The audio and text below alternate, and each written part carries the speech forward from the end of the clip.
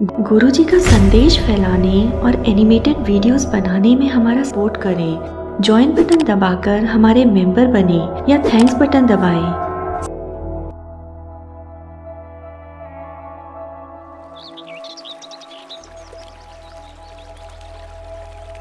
एक दिन एक सिख आनंदपुर में श्री गुरु गोविंद सिंह जी के सामने उपस्थित हुआ।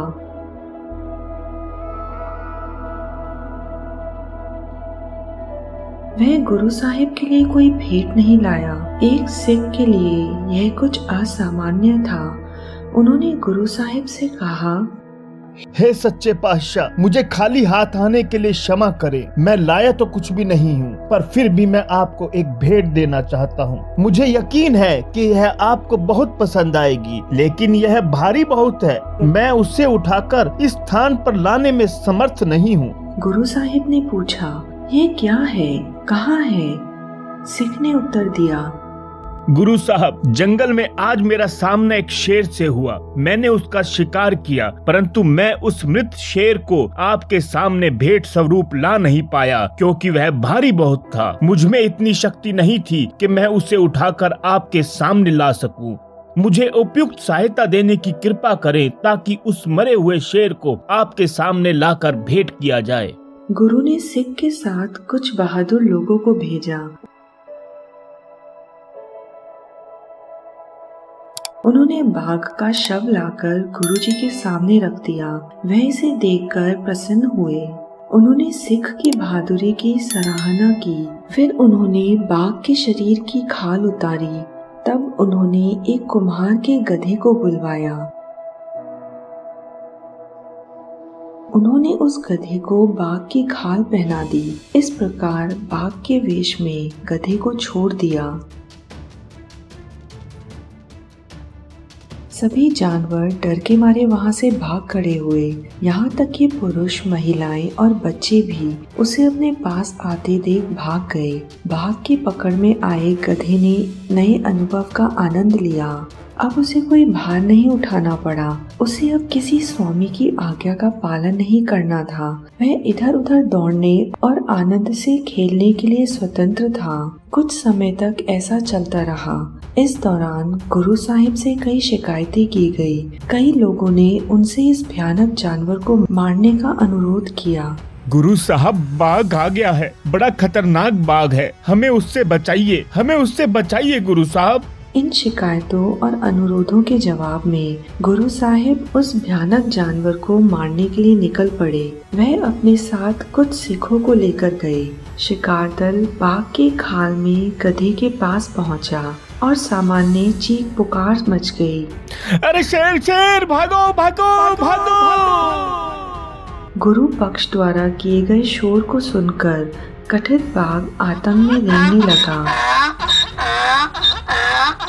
वह गधा बहुत तेजी से भाग गया। शिकार दल ने उसे जाने दिया। वह अपने पुराने मालिक की सुरक्षा के लिए भाग गया। वह डर से कांप रहा था। उसका व्यवहार और चाल चलन बिल्कुल भी बाघ जैसा नहीं था। वह गधे की तरह व्यवहार कर रहा था। बाघ को गधे की तरह व्यवहार करते और चलते देख कुमार हैरान रह गया। उसने खुद से कहा, इस बाग में कुछ ना कुछ तो गड़बड़ जरूर है। वह सावधानी से उसके पास पहुंचा। जैसे ही उसने ऐसा किया, कथित बाघ रेंकने लगा।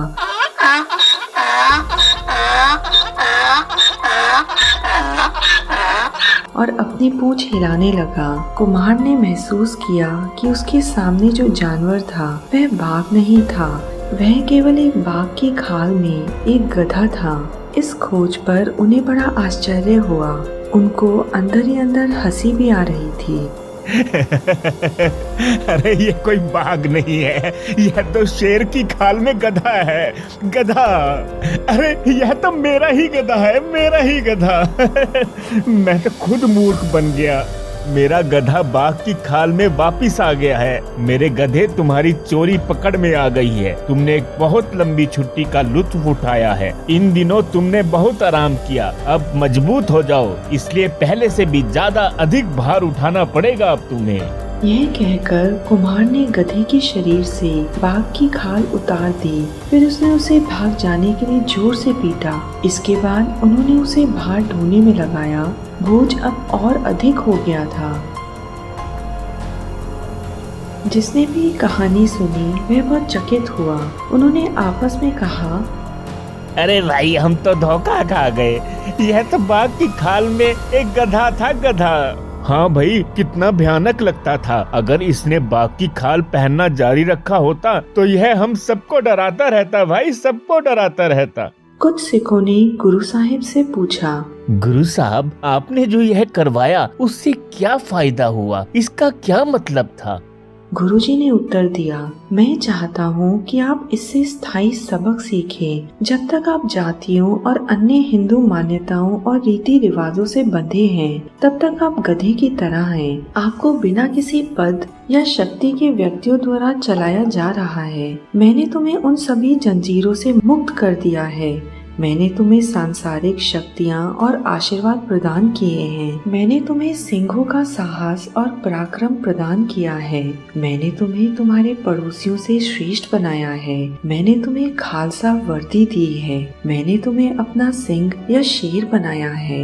उस 5 क की वर्दी से चिपके रहो, इससे कभी फेंकना मत। याद करो कुम्हार के गधे को क्या हुआ था। जब उसने बाघ की तरह खाल पहनी थी तो वह बाघ की तरह लग रहा था। वास्तव में जिसने भी इसे देखा उसे बाघ समझ लिया गया। कोई भी इसके पास नहीं जा सकता था या इसे बोझ के जानवर के रूप में इस्तेमाल करने के बारे में सोच भी नहीं सकता था। लेकिन जब बाघ की खाल उतारी गई तो कुम्हार ने उसे पकड़कर पीटा। यदि ये संरक्षित न होता और गधे की तरह रेंगता नहीं, तब भी इसे बाघ माना जाता और समझा जाता। आपको इससे सबक लेना चाहिए। आपके पास न केवल बाघों या शेरों की उपस्थिति होनी चाहिए, आप में अपनी उपस्थिति के अनुरूप गुण भी होने चाहिए। यह आप मेरे द्वारा पेश किए गए अमृत को लेकर और खालसा के लिए मेरे द्वारा निर्धारित रेहट का पालन करके कर सकते हैं। एक अमृतधारी सिख या मेरे एक सिंह के पास जानवरों की दुनिया के राजा का बाहरी और साथ ही आंतरिक भाग होगा।